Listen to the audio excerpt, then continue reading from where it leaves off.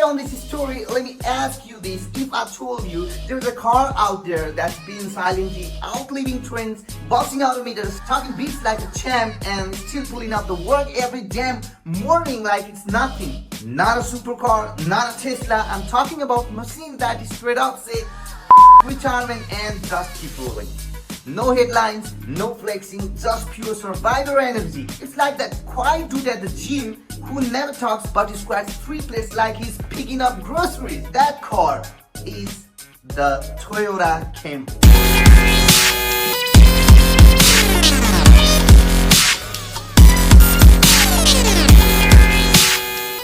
This ain't just another reliable sedan story, nah. This is full-blown case file on a car that turned into a freaking phenomenon. From the dusty roads of Afghanistan to valley lots in Beverly Hills, from New York cabs to Tokyo night runs, from Nairobi street to back roads of Kathmandu, these cars been everywhere. So today we are diving deep. I'm talking all the way from its awkward Corona route to its transformation into a full-blown street legend. We will crack open its history, engines, generational glow-ups, third-party mod culture, global dominance, and why this low-key legend became what I call the f***ing immortal car. So, Toyota had this car called the Corona, right? It was reliable and all, but had as much as swag as a librarian's shoes.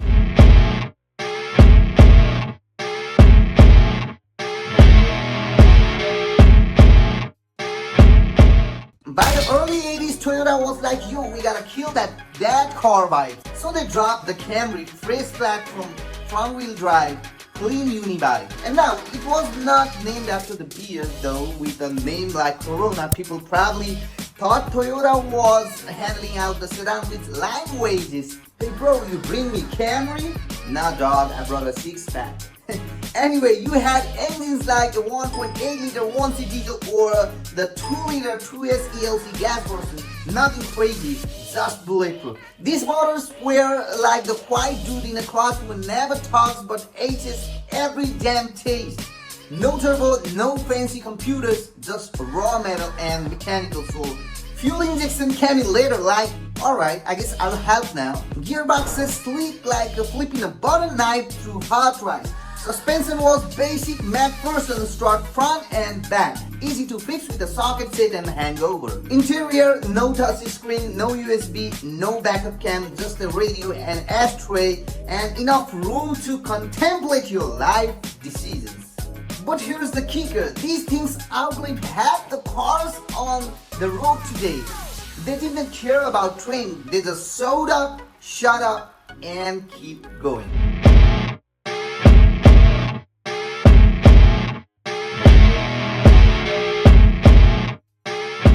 Toyota started flexing its muscle now. The second generation brought tighter tolerances, better panel fitment, and a boxy yet premium silhouette.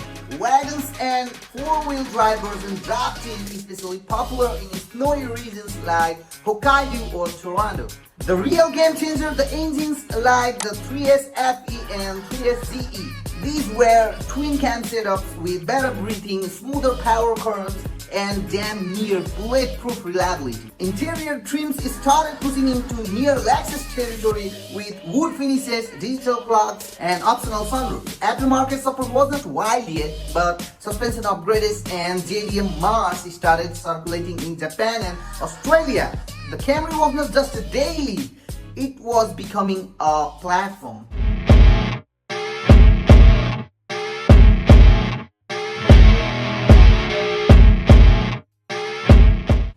Was a turning point. Toyota realized Americans wanted comfort, so they made it wider, lower, and more refined. The 2.2 liter 5S FE engine, smooth as jazz, and the 3 liter 1MZ FE V6, that thing purred like a Lexus.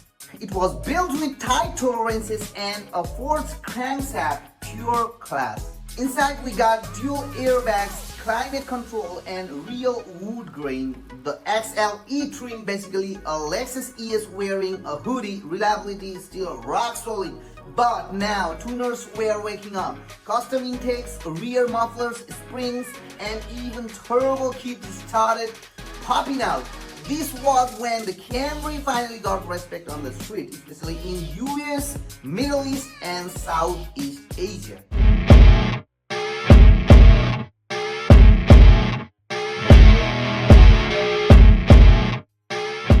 Refinement was the name of the game. Aerodynamics improved, drag coefficient dropped, and Toyota squeezed more fuel economy out of the same 5S FE and 1NG FE engines thanks to VVT-i. That means variable valve timing, better throttle response, and cleaner emissions. Interior builds were plus moonroof, JBL system, and better insulation. And this generation traveled far. Southeast Asia, Gulf countries, and South America all had their own Camry flavors. In Nairobi and Lagos, this was your go-to executive taxi. In the US, it became quintessential family car. Mud culture started to heat up. You had projector retrofits, front lip kits, and custom interior swaps. People started V6 swapping these into earlier gens. You could daily it during the week and race it on the weekend.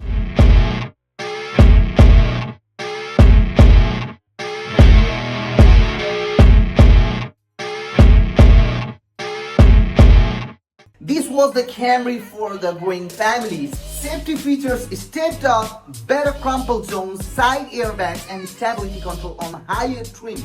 The 2.4-liter 2AG FE replaced the 5S FE. It was lighter, more efficient, and had better torque curve. The V6 also evolved into the 3.3-liter 3MZ FE, more power, better cooling, fewer emissions. Interiors had upgraded nav system, Bluetooth, and even DVD players in some trims. This then started flirting with luxury, but best of all, the aftermarket went wild, lowering kits, full exhaust, TRD sway bars, and SID flaps.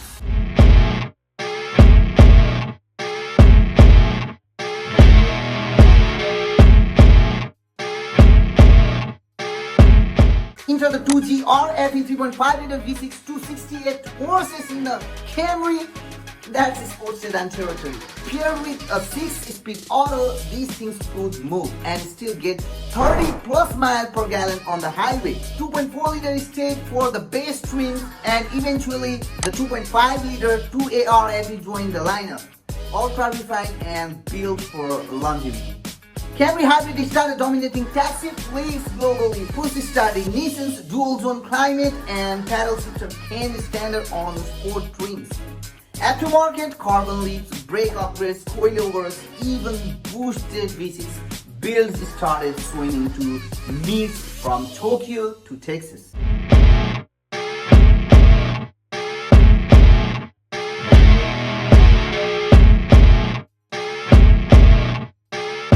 Toyota wanted a universal design, so the Camry went leaner, sharper.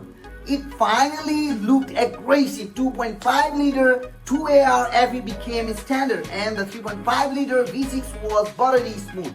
Hybrid system was way more efficient, and you could now cruise on EV mode up to 40 miles per hour. Interior leather blaster, 8-inch touchscreens, better sound insulation, and top-tier tail lights, blind spot monitoring, and lane assist. The Camry was not just functional, it was smart. Third-party game blew up, TRD kits, flash tunes, big brake upgrades, and even full-on stance builds.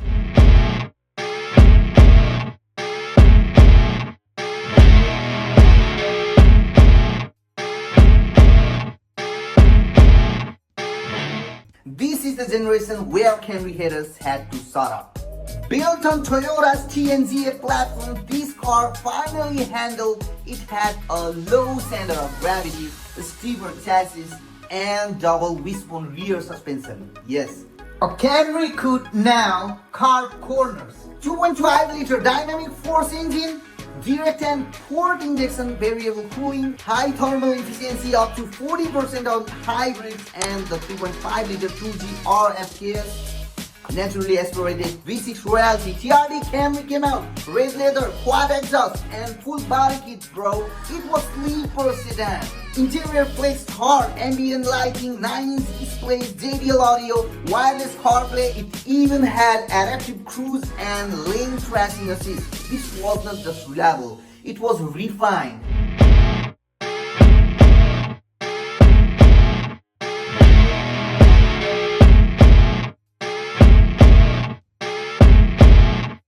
Now it's 2025 and Toyota done playing.